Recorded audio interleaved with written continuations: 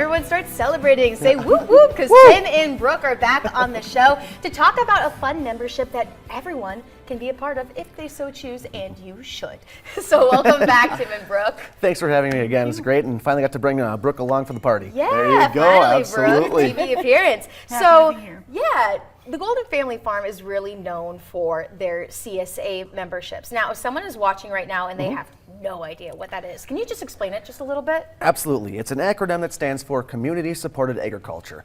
It's essentially a subscription, but to a particular farm in the area, in this case, us. And so the way it works is that each week for our 16-week program, you get a bag of what we have in season, starting usually around that first week of June and take it into early September. And the last couple of years, we've actually been able to sort of offer a fall extension to go about another 4 or 5 weeks into the fall to get a real feel of what can be grown in Minnesota and tastes pretty darn good at the same time. Maybe not as good as that pasta over there, but that's how you make the pasta. You get the good ingredients. You need the ingredients. Absolutely. So for you guys specifically, how busy are you in the year of 2025? What does that look like for you in this upcoming, season with farming? Every year is always a bit of a crapshoot. You never know exactly how it's going to go weather-wise, but we try to be contingent on either end. Right now for the CSA program, we're actually already between about a third and halfway full for it, which is about on par, depending on how the year goes. We usually fill up between March and April-ish, but we're willing to take people until we hit that number where we say that's enough. Just got to account for how much can we make sure that we have the ability to ensure that they get the amount of product they're expecting and still have a good variety of things to go along for them as well. So when somebody applies, do they get to pick what produce do they want, or is it whatever that you guys choose and you're like, okay, this one works and this one can work too? The way it really goes is essentially what's in season at that time. So we're going to pick what we know that we have the most of to put it in, make sure it's up to the quality standard that we want it to have, and that way we also include recipes that are going to be synonymous with what everyone's getting that week. So there might be a time you go, I have no idea what this is, but that newsletter that comes along says what it is, how it was grown, and what to do with it, which is all the more important thing, so it's not sitting in the fridge and, oh yeah, that's in there, and we're going to get rid of that now. We don't want that to happen. One thing that sticks out is you just said that you know what it is, how it was grown.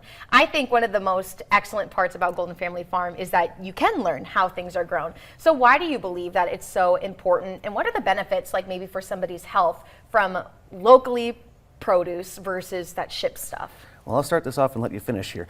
But the big benefit of this whole idea, along with the farmer's market, is that when you have a face to the farmer, there's no question you can't ask and have an answer to. Even if they don't know the answer right away, they might forget for a second, oh, what variety was that during that week? But they can come back to you. They can say, here are the practices I used to grow this food. Here's how long ago I picked it. This was picked only 4 hours ago, as opposed to sometimes, where the food out of the grocery stores might be shipped 1,500 miles. And who knows how long it was in that shipment, how it was grown. Did it fall off the shelf in the truck a few times before it got put out? But definitely on the health end, Brooke here's an RN as well, so she knows a little bit more than I do when it comes to how our bodies enjoy fresh food. Yes, as you know, most of our produce does come from however far away. So knowing where our produce comes from, it really helps us really know what we're putting into our bodies and around our bodies. So as long as we're able to get something fresh and local, we're able to get all those nutrients in our body that we're supposed to. What are some of the popular items that you see people pick with Golden Farms and fruits and vegetables? I think some of our biggest ones are probably kohlrabi, sweet corn, asparagus, that's a big one. Watermelons are always popular. Hey, I like that. Yes, they're very popular as well. And when it's all said and done, we have about 40 different crops and around 150 varieties. So there's always something changing around with the changing of the guard. Yeah, and keeping up with 3 generations of family in Golden Family Farm, is there anything exciting coming into this year or something that has happened last year that you'd like to share?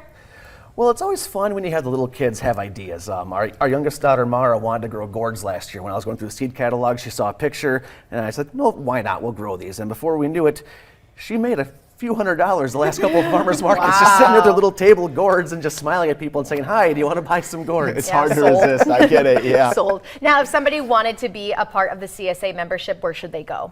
Our application is on our website, goldenfamilyfarm.com. Pretty simple, straightforward process. They say who you are, what kind of share you're looking for, and I keep you on board for the rest of it and say when we're starting and here's what's coming. Excellent. That's awesome. Thank you guys so much, and happy harvesting 2025. Hopefully so. Thanks for having us. Yeah.